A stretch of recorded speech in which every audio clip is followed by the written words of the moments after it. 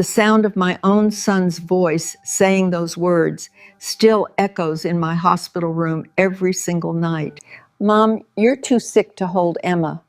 The doctor said your condition might be contagious. Honey, I looked into Michael's eyes, the same brown eyes I'd stared into when he was Emma's age, and I watched him lie to my face about my own granddaughter. The cancer wasn't contagious, sweetie. Stage 4 pancreatic cancer doesn't spread through hugs and kisses. But Michael's greed, that was spreading through my family like wildfire, and I was about to find out just how far it had already gone. Let me tell you something about being 73 years old and lying in a hospital bed at Denver General. You start hearing conversations people don't think you can hear anymore. Y'all, they whisper around you like you're already gone, like your ears stopped working the minute they put that gown on you. Well, honey, my hearing was just fine, and what I heard my son and daughter-in-law discussing outside my room that Tuesday morning made my blood run colder than a Colorado winter.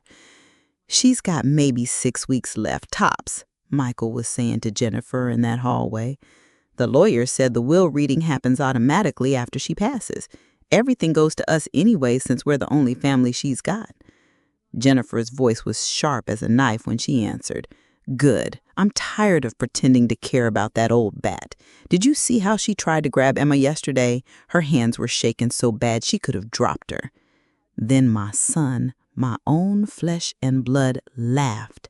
Actually laughed, sweetie. "At least we won't have to deal with her guilt trips about not visiting enough. 6 more weeks of this drama, and then we're free." Before I tell you what happened next, and honey, this part is going to absolutely shock you. If you're loving this story, smash that subscribe button and hit the bell. You know I get so excited when I see y'all in the comments. Speaking of which, what state are you calling home right now? Drop it down below. And sweetie, tell me, have you ever had family treat you like you didn't matter? Because your stories help me know I'm not alone in this crazy world. Now, let me tell you what I discovered next, because what they did was about to backfire in the most beautiful way. You know what? I lay there in that hospital bed, staring at those white ceiling tiles, and I realized something that hit me like a freight train. My own son was counting down the days until I died. Not mourning the time we had left, not cherishing our last conversations, but literally calculating when he'd inherit my money. Honey, I worked 3 jobs for 15 years after his father left us when Michael was 12. I cleaned offices at night, worked retail during the day, and babysat neighborhood kids on weekends just to keep food on our table and clothes on his back. I saved every penny I could, invested carefully, and built up what had become a substantial nest egg, nearly $2.5 million, all so my family would be secure. The irony was so thick you could cut it with a butter knife, y'all. Here I was, supposedly too sick and fragile to hold my own granddaughter, but somehow still strong enough to leave them millions of dollars. Sweetie, that's when I knew exactly what I had to do. I waited until the next visiting hour when Jennifer brought little Emma to the hospital. My granddaughter was 18 months old with the most beautiful blonde curls and these bright blue eyes that lit up the whole room. When she saw me, she reached out those tiny arms and said, "Gamma, Gamma," in that sweet little voice that made my heart sing. But Jennifer pulled her back immediately. "No, Emma. Grandma's too sick right now. We can only wave from here." Honey, I felt my voice catch with pure emotion when I said, "Please, Jennifer, I just want to hold her for a minute. The doctors cleared me yesterday. I'm not contagious." But my daughter-in-law's face went cold as ice. "Michael specifically told me not to let you touch her. You're too weak, and frankly, you look terrible. We can't risk Emma getting whatever you have." Y'all, I couldn't believe what I was hearing with my own 2 ears. My own family was treating me like I had some kind of plague instead of cancer, like loving my granddaughter was dangerous instead of precious. But you know what? They had absolutely no idea what Grandma was about to do next. That night, I called my lawyer, Harold Peterson, who'd been handling my affairs for 20 years. Harold was one of those old-school attorneys who still made house calls for longtime clients, especially when they were in the hospital. "Margaret," he said when he arrived the next morning, "you sounded urgent on the phone. What's going on?" "Sweetie," I told him everything I'd overheard, everything about how my son and daughter-in-law were treating me like I was already dead and buried. Harold's face got redder and redder as I spoke, and finally he set down his briefcase with such force that it made the water pitcher on my bedside table rattle. "Margaret," Harold said, his voice getting stronger with every word, "I've known you for 2 decades. You've worked harder than anyone I know to build what you have. If this really is how they're treating you in your final weeks, then we need to make some changes to your will immediately." Y'all, what happened next still makes me smile even now. Harold pulled out his laptop right there in my hospital room, and we got to work completely rewriting my last will and testament. But honey, this wasn't just about the money. This was about making sure little Emma, my precious granddaughter, would know that someone in this world loved her more than anything, even when everyone else was focused on dollar signs. The plan was beautiful in its simplicity, sweetie. I was going to leave everything, and I mean everything, to Emma in a trust fund that she'd receive when she turned 21. Michael and Jennifer would get exactly $1 each, which in legal terms means they couldn't contest the will by claiming they were forgotten. But the real kicker? The trust would be managed by Harold's firm until Emma came of age, and it specifically stated that the money could only be accessed early for Emma's education, medical needs, or if she was being raised by someone other than her parents. "Margaret," Harold said, adjusting his glasses as he reviewed the documents, "are you absolutely certain about this? This is a significant decision that will completely change your family's financial future." Honey, I looked him straight in the eye and said, "Harold, they've already decided I'm too dangerous to hold my own granddaughter. They've already decided I'm too sick to matter. Well, let him find out just how much this sick old lady still matters." But y'all, that was just the beginning, because what I did next was going to give Michael and Jennifer the shock of their lives. The next day was Thursday, and I knew Jennifer usually brought Emma to the hospital around 2 o'clock. I've been watching the patterns, timing everything perfectly. That morning, I called the nurse's station and asked if I could be moved to the chair by the window instead of staying in bed. "Miss Henderson," Nurse Patricia said with that sweet smile of hers, "are you feeling strong enough to sit up for a while?" "Patricia, honey," I told her, "I'm feeling stronger today than I have in weeks. Sometimes you just need the right motivation to find your energy again." And sweetie, that was the absolute truth. Knowing that I was about to turn my family's world upside down had given me more strength than all the pain medication in Colorado. When Jennifer arrived with Emma, I was sitting in that chair by the window, wearing my favorite lavender sweater instead of that awful hospital gown. The afternoon sun was streaming through the glass, making everything warm and golden. Emma saw me immediately and started reaching for me, babbling, "Gamma, Gamma," with such joy that even Jennifer couldn't help but smile a little. "Oh," Jennifer said, clearly surprised to see me out of bed. "You're looking better today?" "I am feeling much better, darling," I replied, keeping my voice as sweet as honey. "The doctors said I'm having what they call a good day. These happen sometimes, even with patients in my condition." I held out my arms towards Emma. "Could I please hold her for just a few minutes? I promise I'll be very careful." Y'all, I could see Jennifer calculating in her head, probably thinking that if I was having a good day, maybe she could afford to be generous. After all, dead women can't change their wills, right? That's exactly what she was thinking, sweetie. I could see it written all over her face. "Well," Jennifer said slowly, "I suppose if you're feeling stronger, but just for a minute, okay? And I'll stay right here."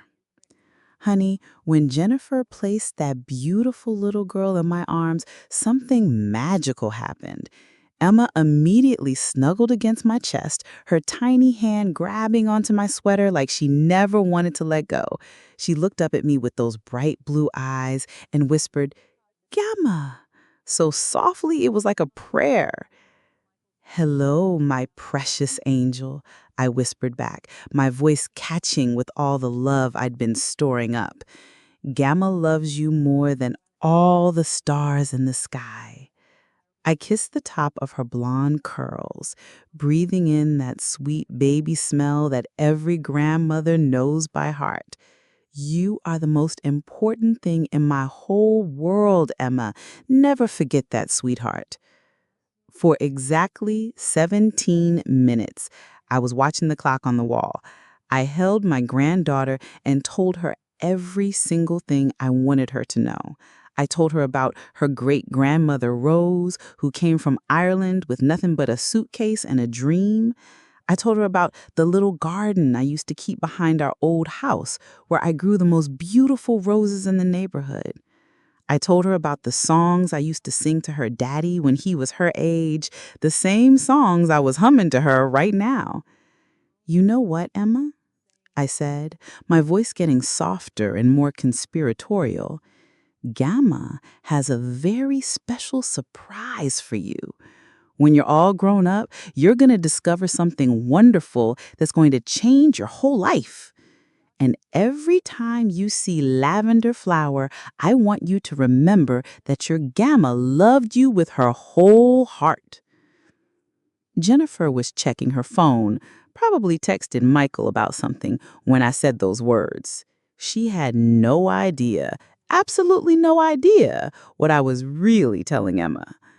But someday, when Emma was old enough to understand, she'd remember this moment. She'd remember being held with complete love and acceptance instead of being kept at arm's length like she was dangerous. All right, that's enough, Jennifer said, reaching to take Emma back. She's good and fussy, and visiting hours are almost over anyway. Y'all, Emma wasn't fussy at all. She was perfectly content in my arms, making those little cooing sounds that babies make when they feel safe and loved.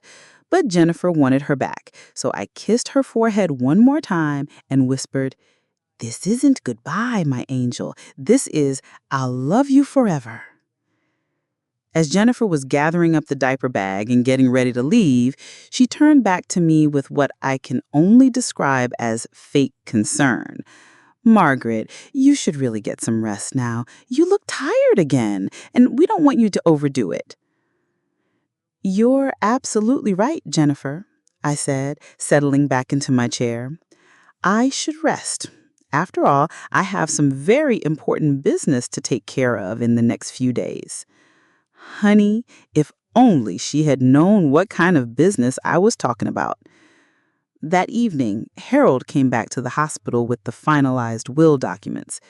Everything is ready, Margaret, he said, spreading the papers across my bedside table. Are you ready to sign? Sweetie, I picked up that pen with the steadiest hand I'd had in months. Harold, I've never been more ready for anything in my life. As I signed my name on each page, I felt something I hadn't felt since my diagnosis. I felt powerful. I felt like I mattered, like I was taking control of my own story for the first time in months. There's one more thing I want to add, I told Harold as I finished signing. I want to record a video message for Emma to be played on her 21st birthday when she receives the trust fund. Can you arrange that? Harold nodded, pulling out his phone. We can record something right now if you'd like. I'll have my secretary transcribe it and attach it to the trust documents. Y'all, what I said in that video message was going to make Emma understand everything someday. I looked straight into that camera and spoke from my heart. My dearest Emma, if you're watching this, it means you've reached your 21st birthday and you're about to learn something that will probably shock you. I am your grandmother, Margaret, And I want you to know that you were the light of my life during some very dark days. When I was sick in the hospital, your parents told me I was too dangerous to hold you, too sick to be near you. But I held you anyway, one last time, because love is never too dangerous, and grandmothers are never too sick to love their grandchildren. The money you're receiving today, nearly $2.5 million, represents 40 years of hard work, careful savings, and smart investing. But more than that, it represents my belief in you, Emma. It represents my faith that you'll grow up to be the kind of person who values love over money, who treats people with kindness regardless of their age or health, and who understands that family means taking care of each other, not counting down the days until inheritance. Remember that day in the hospital when I held you and told you about the lavender flowers? Every time you see lavender, remember that your gamma chose you. Remember that when everyone else was focused on what they could get from my death, I was focused on what I could give to your life. Use this money wisely, my angel.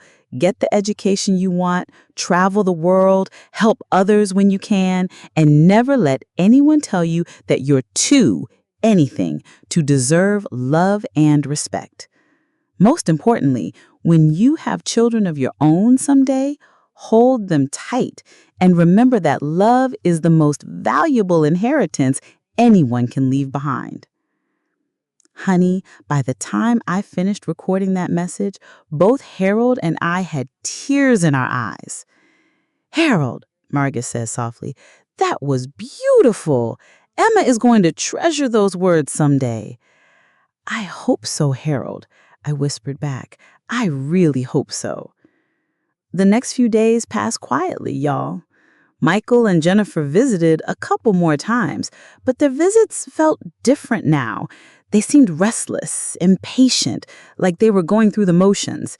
Jennifer would bring Emma but keep her at a distance, and Michael would spend most of the time on his phone or talking to nurses about my prognosis and timeline. On Sunday afternoon, exactly 1 week after I'd overheard their conversation in the hallway, Michael came to visit alone. He sat in the chair next to my bed with this serious expression on his face, and I could tell he had something important to say. "Mom," he began, using that tone people use when they think they're being patient with someone difficult. "Jennifer and I have been talking, and we think it might be time to start making some arrangements, for after." "After what, sweetie?" I asked, even though I knew exactly what he meant.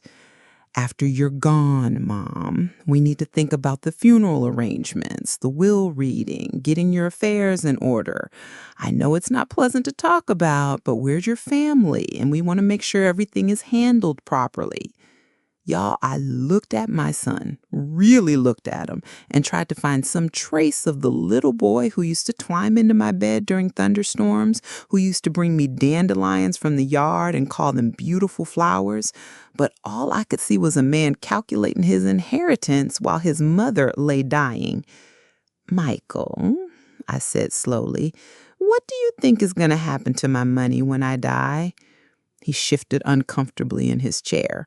"Well, I assume everything comes to Jennifer and me since we're your only family. That's how these things usually work, right?" Honey, I couldn't help but let out this knowing little smile. "Oh, sweetheart, these things work exactly how the person writing the will wants them to work, and I've been doing quite a bit of thinking about my will lately." "What do you mean?" Michael asked, and I could hear just the tiniest bit of worry creeping into his voice.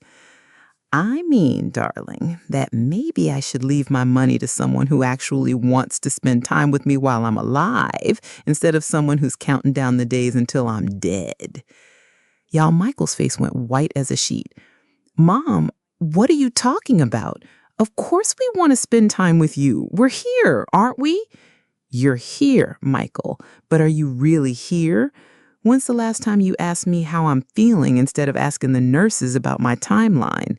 When's the last time you brought Emma close enough for me to actually touch her instead of keeping her across the room like I'm contagious? Mom, the doctor said nothing about me being contagious, Michael. My voice got stronger than it had been in weeks. Pancreatic cancer doesn't spread through hugs and kisses, and you know it. You've been keeping Emma away from me because you're afraid I might die while holding her, and that would be inconvenient for you. Michael stood up from his chair, running his hands through his hair. That's not fair, Mom. We're doing the best we can in a really difficult situation. Are you, though? Or are you doing what's easiest for you? Sweetie, Michael left that day without saying goodbye, and something told me it might be the last conversation we'd ever have. But you know what? I was okay with that because I'd said what needed to be said, and I'd already taken care of what needed to be taken care of. 3 days later, on Wednesday evening, I took a turn for the worse. The nurses called Michael and Jennifer, and they rushed to the hospital with Emma.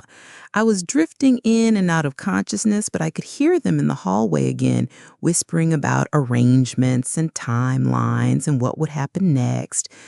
She looks really bad, Jennifer was saying. Maybe we should call the lawyer tomorrow and ask to expedite the will reading. Let's just get through tonight first. But yeah, we should probably start making those calls soon.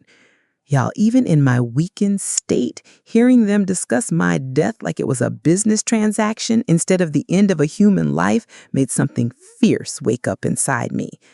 I opened my eyes and looked straight at them through the doorway. "Bring Emma here," I said, my voice barely above a whisper, but somehow carrying all the authority I had left. "Mom, you're too weak," Michael started. "Bring her here now," I repeated, and honey, there was steel in my voice that surprised even me. Jennifer looked at Michael, shrugged, and walked over with Emma in her arms.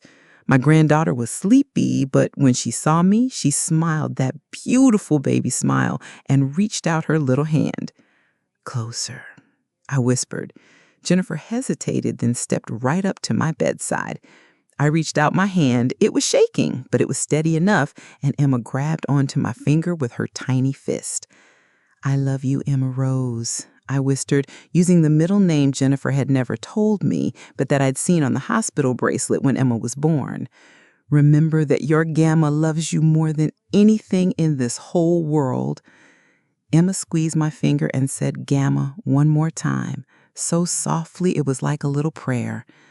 Y'all, I closed my eyes then, feeling more at peace than I had in months, not because I was ready to die, but because I knew that Emma would remember this moment. I knew that someday, when she learned the truth about everything, she'd know that her grandmother's last words were about love, not money. I passed away that Thursday morning at 6:47 a.m., with the sunrise streaming through the hospital room window. Michael and Jennifer were there, and I heard them telling the nurses that they needed to know about funeral arrangements and will readings and all the business that comes after death. Honey, if only they had known what was coming. The funeral was held the following Tuesday at Riverside Memorial Chapel in Denver. It was a small service, just Michael, Jennifer, Emma, a few of my old co-workers from the department store where I'd worked for 12 years, and Harold Peterson, my lawyer. Michael gave a brief eulogy about how I'd been a devoted mother and grandmother, how I'd worked hard all my life, and how I'd wanted my family to be financially secure. Y'all, the irony was thick, you could cut it with a knife. After the burial, everyone gathered back at Michael and Jennifer's house for coffee and sandwiches. I could practically feel the anticipation in the air as people made small talk and waited for Harold to bring up the subject of my will. Finally, Harold cleared his throat and addressed the room. "I know this is a difficult time for everyone, but Margaret asked me to handle the will reading today, immediately following the funeral. Michael, Jennifer, if you're ready, we can take care of this now." Michael and Jennifer exchanged glances, trying to look appropriately somber while barely containing their excitement. "Of course, Harold," Michael said. "We appreciate you handling everything so professionally." Harold opened his briefcase and pulled out the official documents. Margaret's will is quite straightforward, actually. She's left specific instructions for how her estate should be distributed. Y'all, you could feel the tension in that room like electricity before a storm. The house on Maple Street, along with all furnishings and personal belongings, is left to Michael and Jennifer Henderson. Michael smiled and squeezed Jennifer's hand. Her checking and savings accounts, totaling approximately $15,000, are also left to Michael and Jennifer Henderson. Jennifer nodded, probably thinking that seemed reasonable for the liquid assets. However, he said, and honey, that one word changed everything in that room. Her remaining estate, including her investment portfolio, retirement accounts, and life insurance policies, totaling approximately $2.4 million, is left entirely to Emma Rose Henderson to be held in trust until her 21st birthday. Y'all, the silence in that room was deafening. Michael's face went from confused to shocked to angry in about 3 seconds flat. "I'm sorry, what?" Michael said, his voice getting louder. "Did you say Emma? As in our daughter, Emma?" "That's correct," Harold replied calmly. "Margaret established a trust fund for Emma, managed by our firm, with very specific instructions about how and when the money can be accessed." Jennifer stood up so fast, her chair nearly tipped over. "That's impossible. Margaret wouldn't do that. We're her family. We took care of her." Harold looked at Jennifer with the patience of a man who'd been practicing law for 30 years. "Mrs. Henderson, I can assure you that Margaret was completely mentally competent when she made these decisions. In fact, she specifically asked me to include a clause stating that you and Michael would each receive exactly $1 from her estate, which legally prevents you from contesting the will on the grounds of being accidentally omitted." Michael was pacing back and forth across his living room like a caged animal. "This doesn't make sense. Why would she leave everything to a baby? Emma can't even talk, let alone manage money." "That's exactly why it's in a trust, Michael," Harold explained. "The money will be professionally managed and invested until Emma turns 21. At that time, she'll receive the full amount along with whatever growth it's achieved over the years." "What about us?" Jennifer demanded, her voice getting shriller by the minute. "What about our mortgage? What about Emma's college fund? We were counting on that inheritance." Honey, Harold's next words were like music to my ears, even though I wasn't there to hear 'em. Margaret was very clear about her reasoning. She felt that Emma should benefit directly from her grandmother's life's work, rather than having that benefit filtered through parents who might have different priorities. Different priorities? What's that supposed to mean? Harold reached into his briefcase again and pulled out a sealed envelope. "Margaret also left you this letter. She asked me to give it to you after the will was read." Y'all, Michael snatched that envelope like it might contain some kind of explanation that would make all of this make sense. He tore it open and read it aloud, his voice shaking with anger. "Emma called Michael and Jennifer. If Harold is reading this letter, it means you've just learned about Emma's inheritance. I want you to know that this decision wasn't made lightly or in anger. It was made with careful consideration and a lot of love for Emma, and sadly, disappointment in both of you. During my final weeks, I heard you discussing my death like it was a business transaction. I heard you calculating how long you'd have to wait before inheriting my money. I watched you keep Emma away from me, claiming I was too sick to hold her safely, while secretly you were just uncomfortable with the reality of my illness. I worked 3 jobs for 15 years to build the financial security you thought you'd inherit. I saved every penny, invested carefully, and sacrificed my own comfort so that my family would have options I never had. But family isn't just about receiving inheritance. It's about cherishing the time we have together while we're alive. Emma was the only one who was genuinely happy to see me during those last weeks. When she looked at me, she saw her grandmother, not a dying woman with a bank account. When she reached for me, it was because she loved me, not because she wanted something from me. This money represents 40 years of hard work and careful planning. I want it to go to someone who will appreciate not just the financial gift, but the love and sacrifice behind it. Emma will learn someday about the grandmother who loved her enough to make this choice. I hope you'll understand eventually that this decision was about values, not punishment.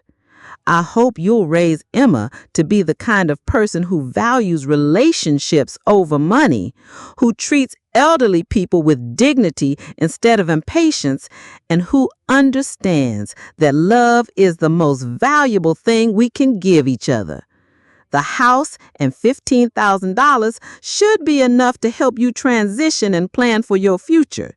The rest belongs to Emma, along with my love and hopes for the beautiful person I know she'll become. With love and forgiveness, Mom. Sweetie, by the time Michael finished reading that letter, there wasn't a dry eye in the room, except for Michael's and Jennifer's. They were too angry to cry, too shocked to process what had really happened. She was sick. She wasn't thinking clearly. People with terminal cancer can't make rational decisions about millions of dollars. Harold clearly had dealt with angry families before. Mrs. Henderson, I can provide medical documentation that Margaret was completely mentally competent throughout the entire process. She consulted with her doctors, underwent psychological evaluation at her own request, and every legal requirement was meticulously followed. We're contesting this, Michael declared. No judge is going to let a dying woman leave $2 million to a baby. You're certainly entitled to contest the will, Harold replied calmly, but I should warn you that Margaret anticipated this possibility. She's left detailed documentation of her reasoning, recorded video testimony, and medical proof of her mental competence. Additionally, contesting the will could take years and cost you tens of thousands in legal fees with very little chance of success. Y'all, watching this scene unfold from whatever dimension grandmothers go to after they pass away, I felt such a mixture of sadness and satisfaction.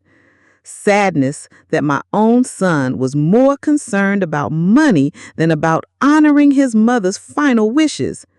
But satisfaction that Emma, my precious Emma, would grow up with the security and opportunities that money could provide, along with the knowledge that her grandmother had loved her enough to make this choice.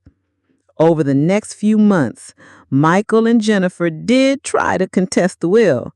They hired lawyers, demanded investigations, and even suggested that Harold had somehow manipulated me into changing my will.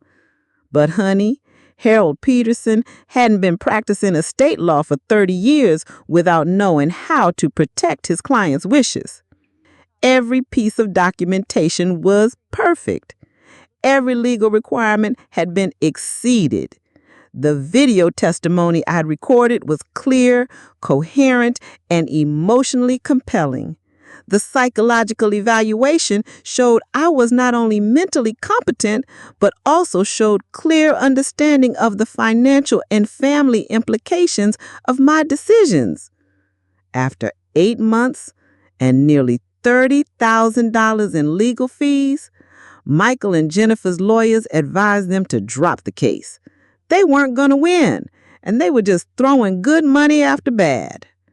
But here's the beautiful part, y'all, the part that would have made me so proud if I'd been there to see it. Emma's trust fund, which had started at $2.4 million, had grown to nearly $2.7 million during those 8 months of legal proceedings. Harold's firm had invested the money conservatively but strategically, and Emma was already benefiting from compound interest and market growth. More importantly, though, Harold had been documenting everything for Emma's future understanding. Every legal filing, every angry phone call from Michael and Jennifer, every attempt to break Margaret's carefully planned legacy. It was all going into a file that Emma would receive along with her inheritance on her 21st birthday. Harold also established a tradition that would continue for the next 19 years.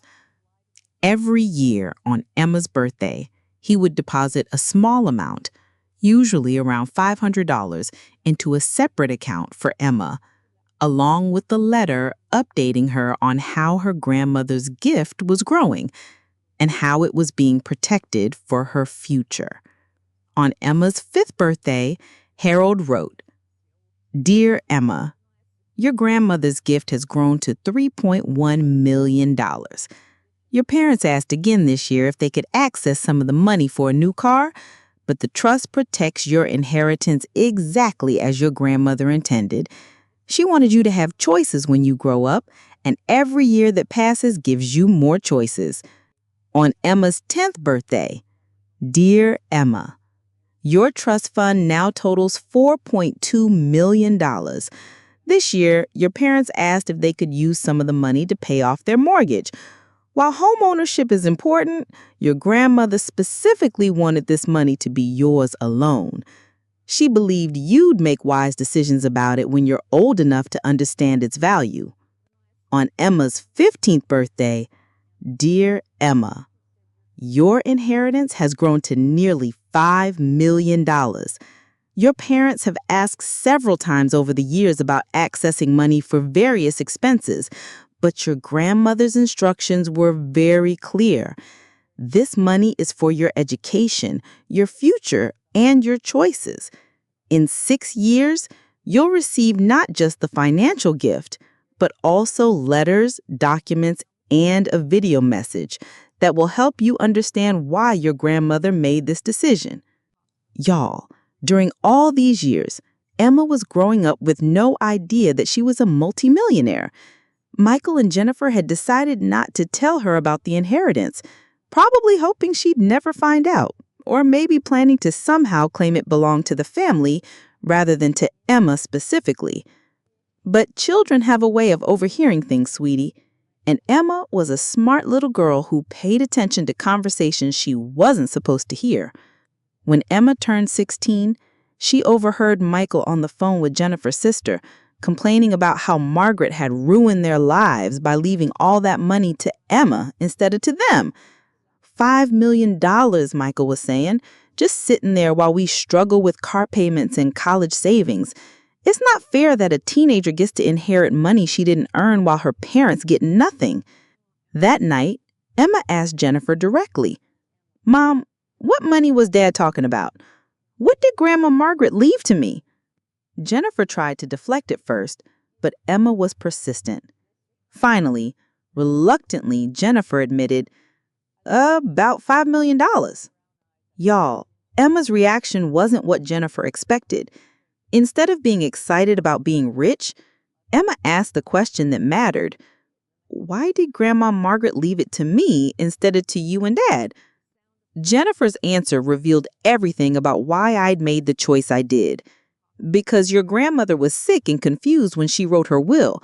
She made a mistake that we couldn't fix. But Emma was old enough now to remember those visits to the hospital when she was little. She remembered a grandmother who held her with gentle hands and sang songs in a soft voice. She remembered feeling safe and loved in my arms, not scared or uncomfortable like her parents had claimed she should be. She didn't seem confused when I was little, Emma said quietly. She seemed like she loved me. Of course she loved you, Jennifer replied, probably not realizing how significant her next words would be.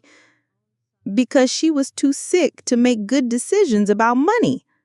Honey, that conversation started Emma on a journey of discovery that would continue until her 21st birthday. She started asking questions about me, what kind of person I was, what kind of work I did, how I'd earned so much money. She asked about those hospital visits, about why she had been kept away from me, about what I'd said in those final weeks. Gradually, Emma began to piece together a picture of her grandmother that was very different from the sick and confused woman her parents described. She learned that I'd worked multiple jobs for years, that I'd been known for my intelligence and business sense, that I'd successfully managed investments and built wealth through careful planning and hard work. More importantly, Emma began to understand that the woman who held her in that hospital room and whispered about loving her more than all the stars in the sky had been making very deliberate, very thoughtful decisions about Emma's future. By the time Emma graduated from high school, she was asking Harold Peterson directly about the terms of her inheritance. Harold, bound by professional ethics, but also genuinely caring about Emma's well-being, began preparing her for what she'd learn on her 21st birthday. Emma, Harold told her during a meeting in his office just before her 18th birthday, your grandmother left you much more than money. She left you a legacy of love, hard work, and careful planning. When you turn 21, you're going to receive not just a substantial inheritance, but also a complete picture of why she made the choices she did. Mr. Peterson, Emma asked, do you think my grandmother made the right decision? Harold smiled, and I imagine his eyes got a little misty as he answered, Emma, I've been practicing law for 40 years, and I've seen a lot of families torn apart by inheritance disputes. Your grandmother made one of the most thoughtful, well-reasoned decisions I've ever witnessed. She didn't make it out of anger or spite. She made it out of love and hope for your future. But what about my parents? Don't they deserve something after taking care of me all these years? Sweetie, Harold's answer to that question would have made me so proud. Emma, your parents received a house, some money, and most importantly, they received you, a healthy, intelligent, loving daughter. Your grandmother's gift to you doesn't take anything away from them. It gives you choices and opportunities that wouldn't exist otherwise. As Emma's 21st birthday approached, Harold began the final preparations. The trust fund had grown to nearly $6 million through careful investment in compound interest. More significantly, though, he'd compiled a complete record of Emma's inheritance story. Every document, every legal challenge from her parents, every year of growth and protection. On the morning of Emma's 21st birthday, March 15th, a beautiful spring day in Denver, Emma arrived at Harold Peterson's office for the official transfer of her inheritance. Harold had arranged for this meeting to be private, just Emma and him, because he knew the emotional impact of what she was about to learn. Emma, Harold began, before we discuss the financial aspects of your inheritance, I want you to watch something. Your grandmother recorded a video message for you to be played on this exact day. Y'all, when Emma saw my face on that screen, when she heard my voice speaking directly to her across all those years, the tears started flowing immediately. But they weren't tears of sadness. They were tears of recognition, of connection, of understanding. As my recorded voice told Emma about the hospital conversations I'd overheard, about the way her parents had treated me in my final weeks, about the choice I'd made to leave everything to her, Emma's expression changed from surprise to understanding to something that looked like pride. When the video ended, Emma sat quietly for several minutes, processing everything she'd learned. Finally, she looked at Harold and said, "She was protecting me, wasn't she? Even when she was dying, she was thinking about my future?" That's exactly right, Emma. Your grandmother saw something in you, even as a tiny baby, that made her believe you'd use this gift wisely and with compassion. Harold then presented Emma with the complete financial portfolio, $6.2 million, invested in a diversified mix of stocks, bonds, and real estate investments.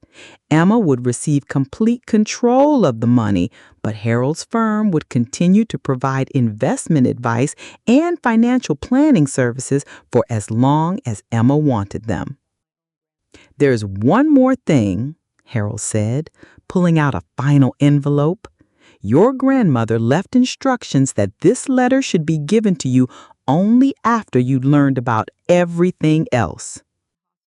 Emma opened the envelope with trembling hands and read aloud, "My dearest Emma, if you're reading this, you are now 21 years old and probably overwhelmed by everything you've learned today.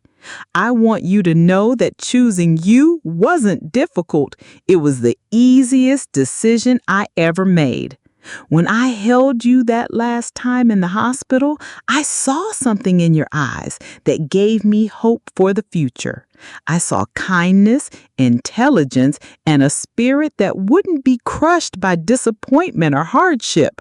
I saw the kind of person who would use a gift like this to build something beautiful, not just for yourself, but for others too. Your parents will probably be angry when they learn that you've received your inheritance. They may try to convince you that you should share it with them, that family means splitting everything equally. I want you to know that you have no obligation to do that. This money represents 40 years of my life, my dreams, and my hopes for your future. It's yours to use as you see fit. But I also want you to remember that money is just a tool. It can give you choices, opportunities, and security, but it can't give you happiness or love or purpose. Those things come from the relationships you build, the kindness you show, and the way you treat people, especially people who are old, sick, or vulnerable. I hope you'll get a good education, travel the world, and find work that makes you excited to get up every morning. I hope you'll be generous with others, but not foolishly so. I hope you'll find someone who loves you for who you are, not for what you have. Most of all, I hope you'll remember that your grandmother chose you because she believed in the person you would become. Don't let anyone make you feel guilty for accepting this gift, and don't let anyone convince you that you don't deserve it. You are loved, Emma. You have always been loved, and now you have the freedom to build the life you want with the security to take risks and the resources to help others when you choose to. Use this gift well, my angel. Make your old grandma proud. All my love, Grandma Margaret. P.S. Remember what I told you about the lavender flowers? Every time you see them, remember that love is the most valuable inheritance anyone can receive. Y'all, by the time Emma finished reading that letter, both Emma and Harold were crying, but they were good tears, tears of gratitude, of understanding and connection across time and death. "Mr. Peterson," Emma said, wiping her eyes. "I want to do something with this money that would make my grandmother proud. I don't want to just spend it on myself." Harold smiled. "What did you have in mind?" "I want to set up a scholarship fund for students whose grandparents helped raise them. I want to help kids who understand the special bond between grandchildren and grandparents. And I want to donate money to improve visiting conditions at hospitals so that families can spend quality time together even when someone is sick." Honey, hearing about Emma's plans for my money would have filled my heart with such joy. She wasn't thinking about buying fancy cars or expensive clothes. She was thinking about how to honor the love that created her opportunity.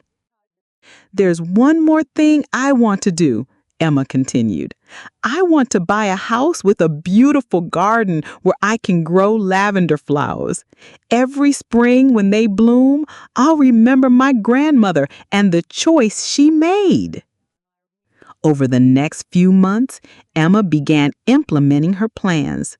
She established the Margaret Henderson Memorial Scholarship Fund, which would provide college funding for students who'd been raised by or significantly influenced by their grandparents. She donated $50,000 to Denver General Hospital to create a more comfortable family visiting area in the cancer ward. But the most significant thing Emma did was something Harold hadn't expected. She decided to reach out to her parents and tell them she knew about the inheritance. Emma invited Michael and Jennifer to dinner at a nice restaurant in downtown Denver. During the meal, she calmly explained that she knew about the trust fund, that she'd received her inheritance, and that she understood why her grandmother had made the choice she did. "I want you to know, Emma," told her parents, "that I don't blame you for being disappointed or angry about Grandma Margaret's decision. I understand that you were counting on that money, and it must have been a shock to learn it was going to me instead." Michael and Jennifer exchanged glances, probably wondering where this conversation was headed. "However," Emma continued, "I also want you to understand that I'm not going to share the inheritance with you. Grandma Margaret made her choice for specific reasons, and I respect those reasons." Jennifer's face started to get red. "Emma, that money should belong to the whole family. We're the ones who took care of you all these years. We're the ones who paid for your food, your clothes, your education." "And you did a good job raising me," Emma interrupted gently. "I'm grateful for everything you provided, but that was your responsibility as parents, not an investment that entitled you to my inheritance." Y'all, what Emma said next showed the wisdom and maturity that I'd hoped she'd developed. "I've decided to use part of my inheritance to pay off your mortgage and set up college funds for any future grandchildren. That's not because you deserve my inheritance, but because I want to help family when I can. It's a gift, not an obligation." Michael looked stunned. "You're going to pay off our house?" "Yes, but with conditions. You need to understand that this money came from a grandmother who felt ignored and disrespected in her final weeks. If I ever have children, and if either of you ever treats me the way you treated Grandma Margaret when she was sick, the help stops immediately." Emma reached into her purse and pulled out copies of the letters I'd written, the hospital record showing that I wasn't contagious, and the documentation of the conversations Harold had recorded. Emma said, "I want you to read these." She slided the papers across the table. "I want you to understand exactly what Grandma Margaret experienced in her final weeks and why she made the choice she did." Honey, watching Michael and Jennifer read about their own behavior, seeing their faces change as they realized how their actions had looked to someone who was dying, was one of the most powerful moments in this whole story. Michael was the first to speak. Emma, we never meant, we didn't realize we were treating her badly. We thought we were protecting you from seeing her so sick. Dad, she had cancer, not a contagious disease. The medical records show that clearly. And she wasn't too weak to hold me safely. She was just too sick for you to be comfortable watching. Jennifer was reading the part about the hallway conversations, about how they discussed my death like a business transaction. We were scared, she said quietly. We didn't know how we were going to manage financially. And yes, we were counting on the inheritance, but we loved your grandmother. Maybe you did love her, but you didn't show her respect in her final weeks. You treated her like she was already gone instead of cherishing the time you had left. The dinner ended with Michael and Jennifer promising to read all the materials Emma had given them, and Emma promising to follow through on paying off their mortgage. It wasn't forgiveness exactly, but it was a step toward understanding. 6 months later, Emma graduated from college with a degree in social work, specializing in elder care advocacy. She used her inheritance to buy a beautiful house on the outskirts of Denver with a large garden where she planted row after row of lavender plants. Every year on the anniversary of my death, Emma holds a small memorial service in that garden.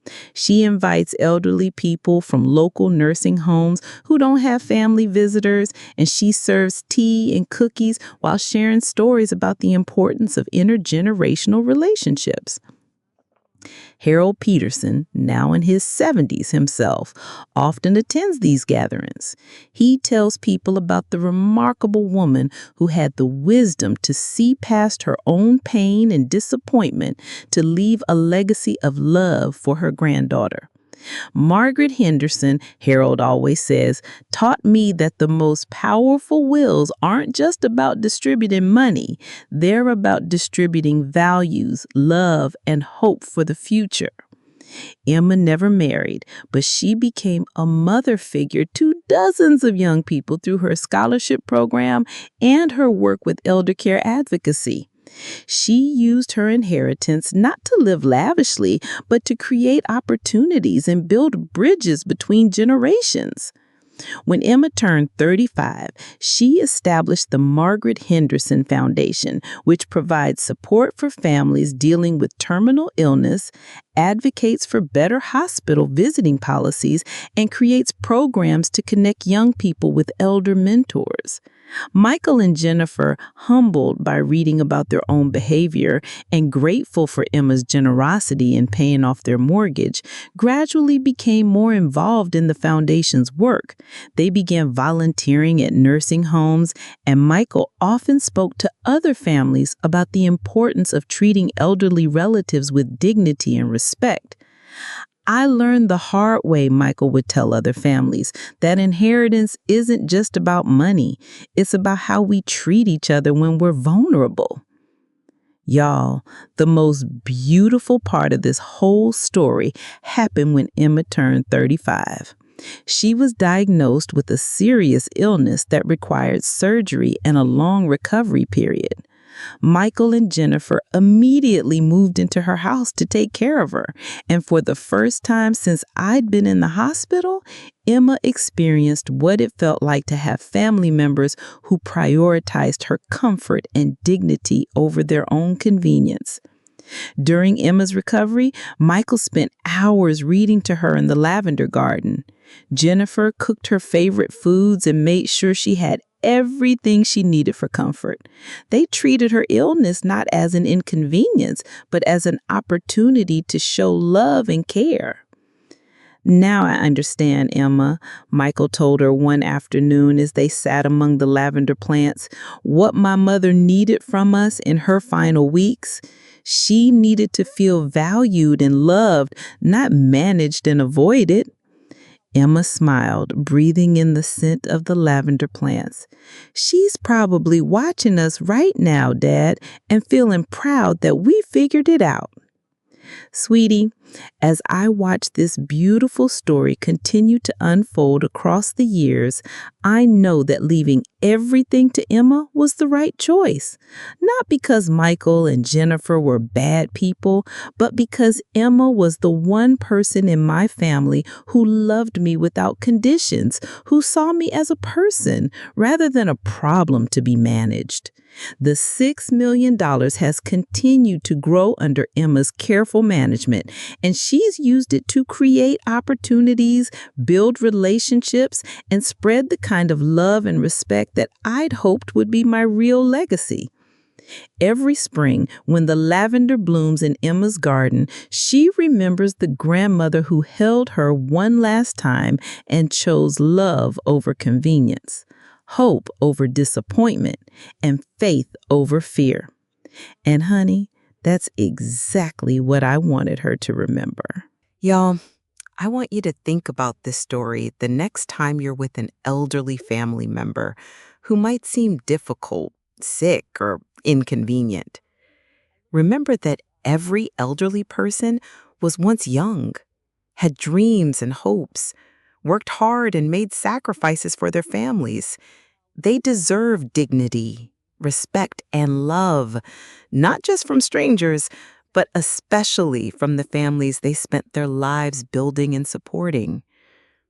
My son thought I was too sick to matter in my final weeks. My daughter-in-law thought I was too weak to hold my own granddaughter safely. But I wasn't too sick to love, and I wasn't too weak to make choices about my own legacy.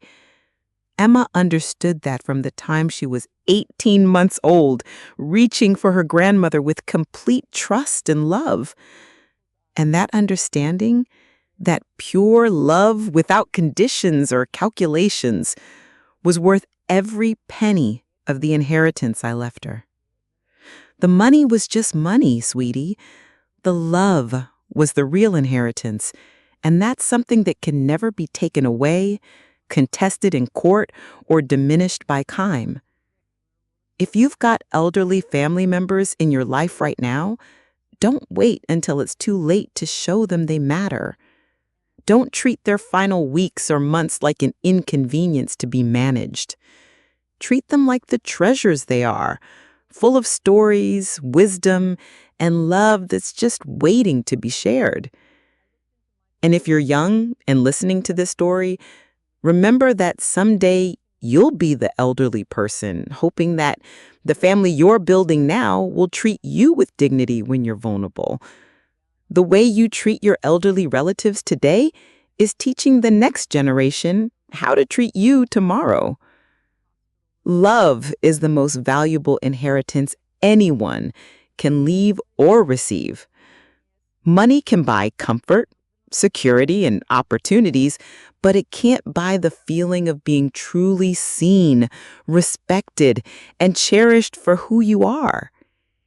Emma inherited $6 million from me, but more importantly, she inherited the knowledge that her grandmother loved her enough to make a difficult choice, the strength to use that gift wisely, and the wisdom to understand that real wealth comes from the relationships we build and the love we share.